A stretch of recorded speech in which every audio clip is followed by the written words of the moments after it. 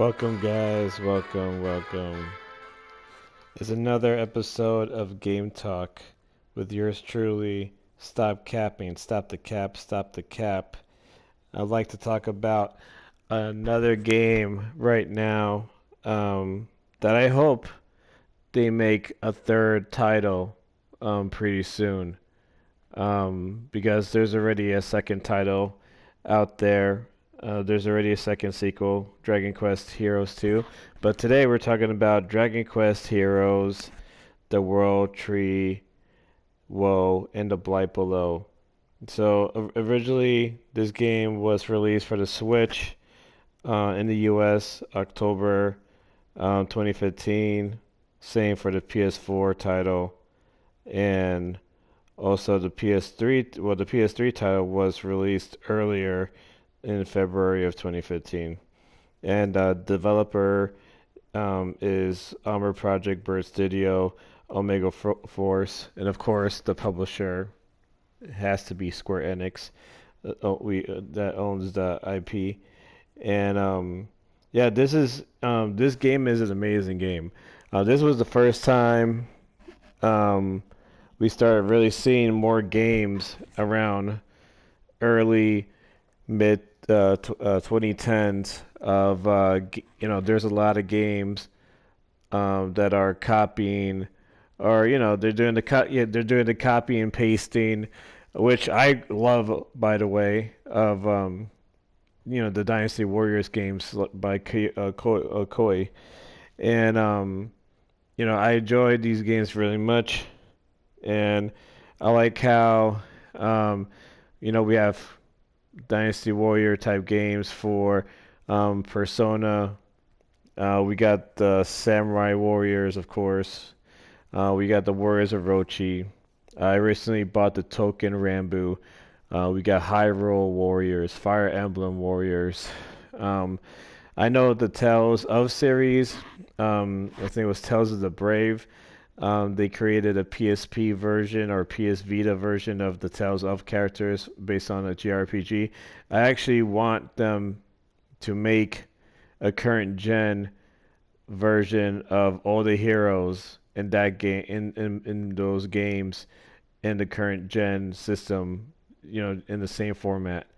So Bandai Namco, if you're listening, we want a Tales of Dynasty Warriors type beat 'em up game also. But today we're talking about this game. This game is based on a piece of country of El Salis, and basically, the premise is people and monsters live in harmony, and for whatever reason they go berserk, and then you have to find the essence, or who's behind this essence of why they're making these monsters go berserk and attacking humans. And you take the role of these two characters who are they're called the children of light. So it's Lucius, and the female and the red here is Aurora, and they team up with King Doric and their little slime a companion named Helix, and they meet other characters and from other video games along the way, so such as other Dragon Quest heroes. For instance, from Dragon Quest 8, you got Jessica Yangus. You got popular characters from other titles, like Alina and Kirill. Bianca, who's probably the most broken character in this game. Bianca is the most broken character in this game. We got Terry, who's a popular character. We got Cyro, who's a DLC character that you get to unlock. If you don't know who he is, he's the first boss or villain antagonist from one of the major Dragon Quest titles. And yeah, and it's pretty cool. You fight. It's a one-player game. for what I remember, and you play a group of four people, and you get to the cool thing is you get to switch between all four characters in real time. So you're all attacking as a squad. So it's not one of those things where, it's like Genshin Impact where you have four people and you only swap out one person at a time. No, these guys are all fighting together with you at the same time. And it's just like Dynasty Warriors. You got the square, square, triangle combos, X is jump. Um, Circle is your Musu slash, tension bar. And when it's filled up, you do your super high tension, and then you do your super attack, and everyone has their own unique attack, and it's really cool. For the first time seeing this type of collaboration with these characters, because I love beat 'em up games. Um, I love the headquarters that they have. In the first game, you have this airship, and throughout the airship, just like any kind of like JRPG fashion, it's your base of operations, and you talk to various people on the airship, in terms of getting supplies, saving your progress, looking up, side quests that you could do. And trust me, there's plenty of side quests you could do in this game, especially if you like being a completionist. You could definitely find, just keep grinding. These games do have a grind. And let's see, I was gonna check right now. Um, if you're able to get this game, and yeah, the lowest open box price right now, if you're looking at for Amazon, it's gonna be $11. The collector's edition is about $180. Um, yeah, and that's for this title. I mean, it's a good title, especially with all the characters you have. Um, it should be also in the PSN store. I don't see why PSN would take would take them off the store. I haven't checked anything with the PS I mean the Nintendo store either. So, um, but yeah, for something that's open box, that's about $12. This is a good steal compared to the collector's edition. If you're a collectionist, yeah, I don't knock on you. I don't knock on collectors. I'm a collector, depending on the franchise, and yeah. So we got some open box games that run from almost $12, $24, $25. Some go as low as $10 if on Amazon. You can get this game on Amazon right now. There's some that are considered brand new, never been open, for $44. That's one of the probably the most fair priced on Amazon that I've seen.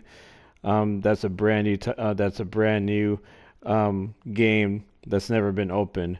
Usually, some people would, if they really wanted to, they'll charge $70 for it. So there are options out there, guys, on Amazon, and I would check again on the PSN onto if you could download your game, if it's downloadable, and also the Nintendo store. But like I said, if you enjoy all these beat 'em ups that I talked about, and especially if you grew up playing Dynasty Warriors, Samurai Warriors, just like me and my brother Swift Climax, and the rest of my friends. When I think about this game, especially this particular game now, since I'm still playing part two, it makes me think about even the game Grand Blue Fantasy Relink, And you know, I'm excited for that game to come out whenever it has a chance to come out. Um, I know there's multiplayer options as well for this game, and in terms of you know supporting a you know a franchise like Dragon Quest has come a long way, especially with their RPGs, JRPG titles.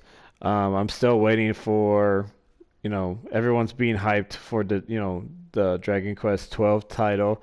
You know, we only got teased with the banner title, and you know, I really believe with this game, um, it's definitely I would definitely consider this game an underrated gem, because of the way it plays. I personally, you know, compared to the second game that I'm playing right now, um, it's really tough to say which one I like more. Um, I mean, of course, usually depending on what type of franchise and what type of format it is, usually the first game of a particular series is the one you fall in love with the most. But I'm learning to have fun and with the second one. But I mean, the only reason the first one stood out for me the most is because of the Bianca exploit, because of her thunder arrows. And you know, the thunder arrows are really powerful, and it doesn't take too much um, mana points to use your abilities. And that's the cool thing also about the game. Besides of just having your basic attacks, you also get magic attacks in the game, and you can swap out various abilities. You can also upgrade your stats every time you level up in this game. It's via experience points.